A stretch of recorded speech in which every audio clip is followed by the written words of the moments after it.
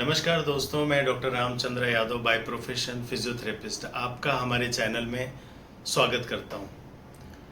दोस्तों, आज हम अपने इस चैनल सत्यप्रभा फिजियोथेरेपी के माध्यम से आपको बताने वाला हूं वॉकिंग स्टिक के बारे में। वॉकिंग स्टिक्स कैसे यूज़ करना है, किसको यूज़ करना है, कब यूज़ करना है और इसका तरीका क्या है, इसके बारे में आज हम जानेंगे। अक्सर ऐसा देखा गया है या फिर मैं अपने पर्सनल अनुभव से आपको बता रहा हूँ कि जब भी हमारे पास इस तरह के पेशेंट्स आते हैं जिन्हें उनके डॉक्टर, ऑर्थोपेडिक सर्जन या जो भी उनके डॉक्टर हैं उन्हें वॉकिंग स्टिक यूज़ करने के लिए कहते हैं, तो पेशेंट्स अक्सर कंफ्यूज रहते हैं कि वॉकिंग स्टिक कैसी होनी चाहिए या वॉकिंग स्टिक का हाइट क्या होना चाहिए, वॉकिंग स्टिक कैसे रखना है चलते वक्त, कौन सा पैर पहले जाएगा, किस तरह से वॉकिंग स्टिक लेके यूज़ करना है, वॉक करना है, चलते समय कैसे वॉकिंग स्टिक यूज़ करना है, सीढ़ियाँ चढ़ते वक्त, सीढ़ियाँ उतरते वक्त कैसे वॉकिंग स्टिक यूज़ करना है, how to use walking stick correctly, इसके बारे में हम बात करेंगे आज। इसके पहले कि हम आपको समझाएं वीडियो के थ्रू, चलिए जानते हैं कुछ ब्रीफ में वॉकिंग स्टिक के बारे में। वॉकिंग स्टिक्स कई प्रकार की होती हैं, जैसे ये यूनिपॉड है, इसमें सिंगल है। ऐसे ट्राईपॉड आता है, ट्राईपॉड यानी उसके 3 पैर होते हैं। क्वाड्रीपॉड आता है जिसके 4 पैर होते हैं। तो हमें वो डिसाइड करना है या डॉक्टर आपके डिसाइड करते हैं कि किस तरह का वॉकिंग स्टिक यूज़ करना चाहिए। वॉकिंग स्टिक्स जो भी रहती हैं वो लाइट वेटेड रहना चाहिए। देखिए, जैसे ये एल्युमिनियम का वॉकिंग स्टिक है, बहुत ही हल्का है, तो इससे क्या होता है, पेशेंट्स कंफर्टेबल रहते हैं उठाने में और वॉकिंग स्टिक यूज़ करने में। तीसरी बात, वॉकिंग स्टिक एडजस्टेबल होना चाहिए। जैसे मैंने ये वॉकिंग स्टिक ली है आपको बताने के लिए, तो देखिए इसमें एक लॉक होता है, ये लॉक है, ये लॉक से जिस हाइट पे एडजस्ट करनी होती है उस हाइट के हिसाब से वॉकिंग स्टिक को एडजस्ट किया जा सकता है पेशेंट की हाइट के हिसाब से। तो ये एडजस्टेबल वॉकिंग स्टिक है, तो इसे हम बड़ा छोटा कर सकते हैं, देख रहे हैं। तो इस तरह से ऐसी वॉकिंग स्टिक होनी चाहिए।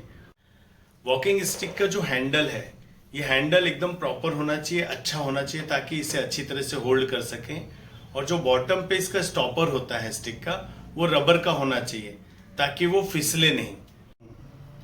स्टिक की हाइट के बारे में बात करते हैं। जैसे मेरी हाइट के हिसाब से मैं आपको सिखाता हूँ वैसे पेशेंट को कैसे स्टिक लेना है। जो हाइट होती है स्टिक की, हम अगर सीधे खड़े हो तो जो हमारा रिस्ट का बॉटम लाइन है, ये लाइन में के इस लाइन में स्टिक का ये हैंडल होना चाहिए। तो मैं थोड़ा सा बड़ा करूंगा ताकि ये मेरे लिए कंफर्टेबल हो जाए। अब मैंने मेरे हाइट के हिसाब से इस स्टिक को एडजस्ट कर लिया है, लॉक कर दिया है। अब मैं देखिए खड़े रहूंगा तो ये पूरा अच्छी तरह से वेट इस पे जाएगा, बॉडी वेट, राइट। तो ये स्टिक की हाइट ऐसे होनी चाहिए। अगर दूसरे वे में देखें तो हमारा जो एल्बो का एंगल है ये 10 to 15 डिग्री होता है। ऐसे एकदम स्ट्रेट नहीं होगा, बट ऐसे 10 to 15 डिग्री होगा। या फिर आप बॉटम लाइन से स्टिक के हैंडल को एडजस्ट करके उस लाइन में ले सकते हैं ताकि ये चलने में फिर कंफर्टेबल रहता है। अब मैं आपको थोड़ा ब्रीफ में बताता हूँ कि वॉकिंग स्टिक किन्हें यूज करना चाहिए। कुछ लोगों को न्यूरोलॉजिकल प्रॉब्लम्स होते हैं, जैसे हेमीपैरेसिस के पेशेंट हैं, पार्किंसंस के पेशेंट्स हैं, इम्बैलेंस है, जो लोगों का बैलेंस अच्छा नहीं होता है, उन लोगों को वॉकिंग स्टिक यूज करनी चाहिए। कुछ पोस्ट ऑपरेटिव केसेस होते हैं, जैसे hip fracture, post operative TKR, total knee replacement, या किसी भी तरह का लिगामेंट या मेनिस्कल का ऑपरेशन हुआ है, तो पेशेंट थोड़े दिनों तक बेड रिडन होता है, उसे आराम की जरूरत होती है। और जैसे ही उसका फिजियोथेरेपिस्ट, जैसे हम जाते हैं पेशेंट्स को अगर एक्सरसाइज कराते हैं और उनका पावर जब थोड़ा बढ़ने लगता है पैरों का, तो डॉक्टर सजेस्ट करते हैं पार्शियल वेट बेयरिंग के लिए। तो पार्शियल वेट बेयरिंग के समय हम उन्हें वॉकिंग स्टिक यूज करना सिखाते हैं कि किस तरह से वॉकिंग स्टिक यूज करना चाहिए। Walking stick old age group patients को भी यूज किया जाता है। कभी कभी पैरों में दर्द होता है, पेन होता है, कि वॉकिंग स्टिक लेने से उनके पैरों पे लोड नहीं आता है और उन्हें पेन में राहत मिलती है, उनके दर्द कम हो जाते हैं। जनरली वॉकिंग स्टिक उन लोगों को दी जाती है जिनके एक लेग वीक होते हैं। तो आपको समझाने के लिए मैं अपने राइट लेग को वीक बताने के लिए ये स्ट्रैप उस पर बांध रहा हूँ, तो आप समझिएगा कि मेरा ये लेग वीक है, ठीक है। तो देखिए कैसे करना है, मैं आपको बताता हूँ। ये समझिए वीक लेग है। जब भी हम पेशेंट को सिखाते हैं वॉकिंग स्टिक के लिए, 3-4 बातों का ध्यान रखना है। पहली बात कि आपका पोस्चर स्ट्रेट होना चाहिए, आपका जो स्टिक है उसकी हाइट और उसका डिस्टेंस इतना भी ज्यादा नहीं रहना चाहिए कि पेशेंट आगे झुक जाए, या इतना भी पीछे नहीं रहना चाहिए कि बैलेंस पीछे की तरफ चला जाए। ये ध्यान रखना है। और कैसे वॉक करना है चलिए मैं आपको बताता हूँ। एक चीज दिमाग में रखिएगा कि हमेशा जो वॉकिंग स्टिक होती है वो स्ट्रॉन्गर लेग की तरफ रखना चाहिए।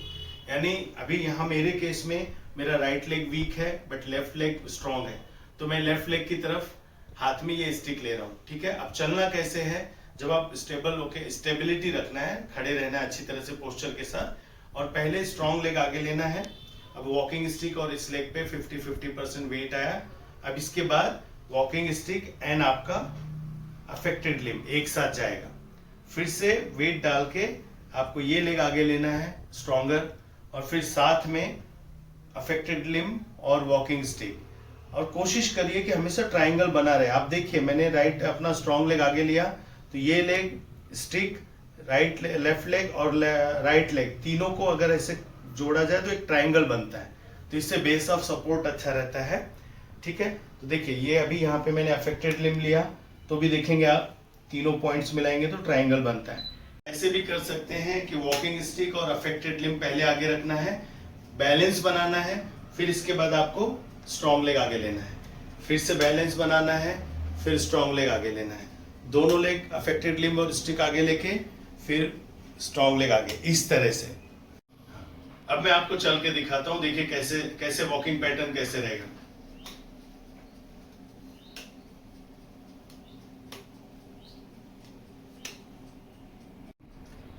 कुछ लोग क्या करते हैं, जो राइटी हैंड होते हैं, जो राइटी होते हैं, जैसे मैंने लेफ्ट में लिया था, वो कंफर्टेबल फील नहीं करते हैं कि लेफ्ट हैंड में लेके चलने नहीं होता है। तो दूसरा पैटर्न आपको बताता हूँ किस तरह से चलना चाहिए। तब उन्हें ये स्टिक अफेक्टेड लिम्ब के साथ ही आगे लेना है इस तरह से, और फिर उनको आगे आना है ऐसे।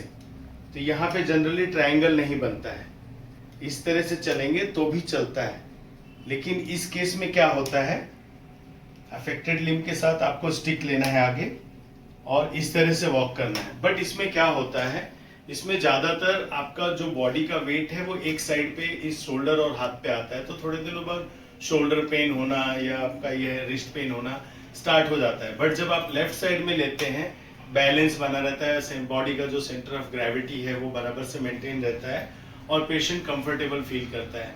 थोड़ा सीखने में टाइम जाता है, बट पेशेंट जब एक बार समझ जाता है अच्छी तरह से, तो बहुत ही अच्छे तरह से वॉकिंग स्टिक लेके चलता है वो। तो दोस्तों आशा करता हूँ आज के वीडियो से आपको ये समझ में आया होगा कि how to use walking stick correctly, किस तरह से यूज करना है आपको, किस तरह से वॉक करना है, कितनी बड़ी होनी चाहिए हाइट, डिस्टेंस, चलने के समय पोस्चर कैसा होना चाहिए, ये आपको अच्छी तरह से समझ में आया होगा। तो जिस किसी को वॉकिंग स्टिक के बारे में जानना हो, किस तरह से यूज करना है, आप उन लोगों को ये वीडियो शेयर कर सकते हैं, अपने नियर एंड डियर में वीडियो शेयर कर सकते हैं ताकि किसी का भला हो जाए।